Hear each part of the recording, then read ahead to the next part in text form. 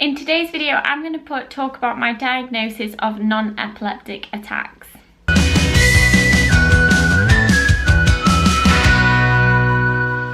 Hi everybody, my name's Chloe and I am the mum to a little girl called India who is 1 next week, and on this channel you can expect to see anything from parenting to lifestyle to reviews.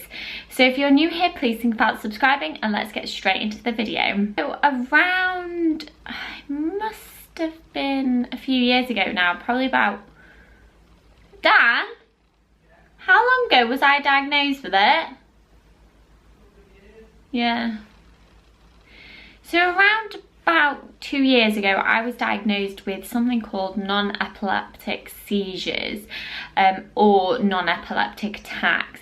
Now, the key is in the name. They are non-epileptic, so they're nothing to do with, you know, obviously some people who have epilepsy have problems with their brain waves and things like that. It is nothing to do with that.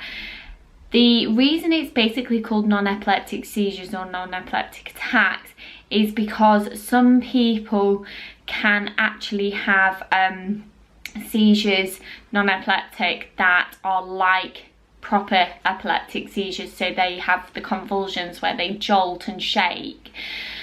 I don't have that kind, but that's why they're called non-epileptic seizures or non-epileptic attacks. For the purpose of this video, I'm going to call them NEAs because it's just going to be easier than saying the whole name. So a few years ago I was sat at work at my desk, and then all of a sudden I began to feel really unwell, like really sick, and I thought I was going to be sick. And I was sat at my desk and I felt like I couldn't talk, I couldn't lift up my arm, I couldn't do anything, I couldn't communicate, and I felt drowsy and just completely spaced out and out of it. Had no idea what was going on. Went to the medical room and was there for about 20 minutes, and then it subsided and I didn't fully remember what I was doing before that episode. And I came back to my desk and, you know, dealt with it and everything was fine. So obviously, as you can imagine, I went to the doctors who sent me to the hospital, and I saw a neurologist, and they basically said that they thought it was stress. Now, we kind of discarded that because I'm the most unstressed person you'll ever meet. I have anxiety, but I don't have like super duper stress. And they was putting it down to these non-epileptic attacks, but we discarded it for the time being because they said it could be that, or it could be something to do with my heart, or it could be epilepsy. So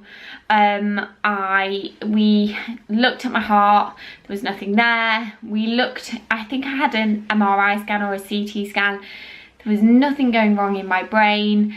They were reluctant at this stage to do like seizure head thing, because they thought it was these non-epileptic attacks, and they were reluctant to do all that. And then they basically said it's NEAs, there's nothing else it can be down to.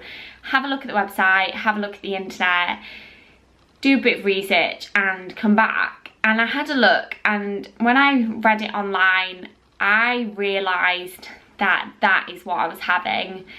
And it was really scary to be diagnosed with something that was because you were stressed.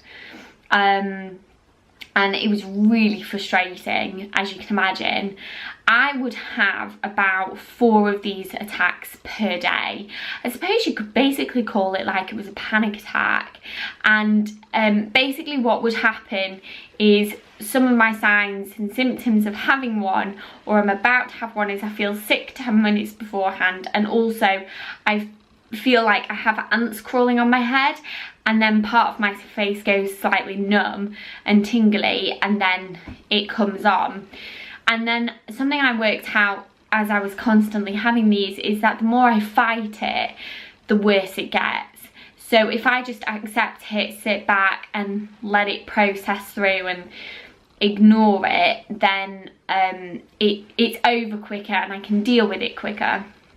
The worst thing about waiting for this diagnosis was I was not allowed to drive until I had the diagnosis, and that was incredibly frustrating because I had to rely on Dan to take me everywhere, take me to work, pick me up from work, everything else. My job, they didn't want me in work. They said, are you sure you're meant to be here? I knew I was okay to be in work.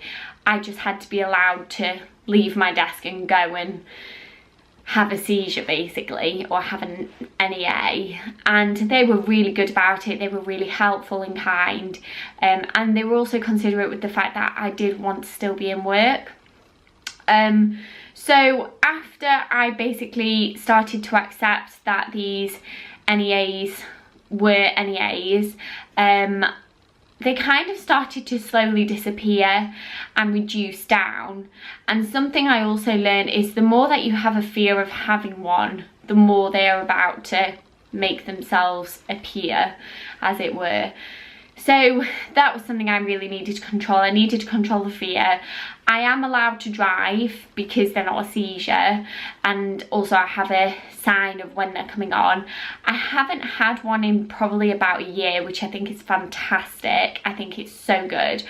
Although I did have one, I think a couple when I was pregnant with India, and that was scary because I work on the top floor of our building, and the only way to get down is to go down in the lift or down the stairs. I didn't want to go down the stairs because I was pregnant.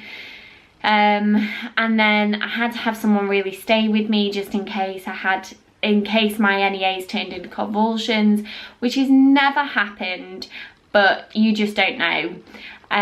So that was a bit scary to have these NEAs whilst I'm pregnant. I actually haven't told my midwife about that this time. Occasionally I do still get a numb face, and I still do get ants crawling on my head, and I think, oh gosh, is there one coming? But there isn't, so it's okay. So they're not 100% sure why NEAs happen. They haven't really properly looked into it yet. I think for me personally, it's because I unknowingly maybe hold my breath, and something happens with the oxygen going to my brain, and that makes me have an NEA. So that's what I think it could be. I mean, obviously I don't hold my breath, I'm still breathing, but I think I'm probably not breathing as much as I should be. So that's why I think my NEAs come on, and because I'm stressed, I'm slightly holding my breath as well. So, but other than that, they're not entirely sure why it's happening. They think there's more people potentially who should be diagnosed with it, that the seizures medication doesn't work for, and that actually they've got NEAs and not actually epilepsy. So yeah, that is my non-epileptic attack diagnosis. There's not a lot else really to say on it. If do bear in mind, obviously I'm not a doctor, I'm not a nurse, I can't and won't be giving any more information on this diagnosis or symptoms or anything like that. If you think you have epilepsy or anything, you do need to go and speak to your doctor or to your hospital and just get it checked out just in case. Anyway, thank you so much for watching this video, guys. I hope you enjoyed this and the insight into my NEAs. I hope to see you in my next video. Thanks for watching, guys. Bye!